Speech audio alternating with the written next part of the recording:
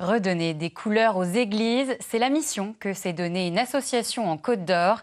Elle parcourt la France pour repeindre nos monuments à l'ocre, comme à Moret-Saint-Denis où adhérents et habitants ont redonné son aspect d'antan à l'église Notre-Dame.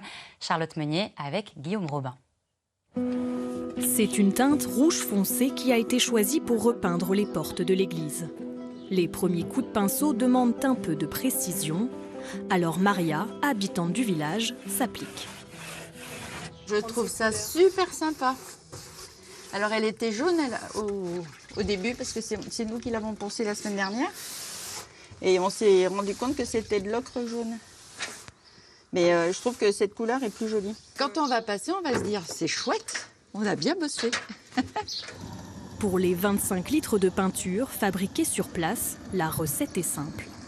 C'est une recette à base de farine, d'huile de lin, de savon de Marseille, bien sûr d'ocre. Aux manettes, l'association Terres et Couleurs. Sur simple demande, elle intervient dans les villages de France pour repeindre les boiseries des monuments. Sa spécialité, la peinture à l'ocre.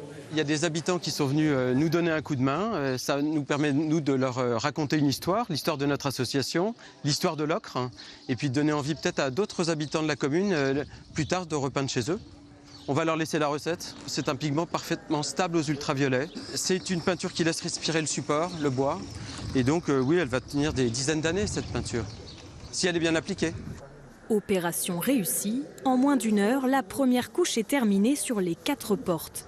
Notre-Dame de Moret-Saint-Denis retrouve presque son éclat d'autrefois. On a retrouvé des traces d'or sur les portes qui sont sur le côté sud. Donc oui, effectivement, c'est un retour, peut-être un retour aux origines. Ça rajeunit l'église. Et puis aussi, surtout, c'est que ça crée du lien entre les habitants de la commune. Un seul mot d'ordre sur le chantier, la convivialité. Ne reste qu'une seconde couche à appliquer pour que la couleur rayonne plusieurs dizaines d'années.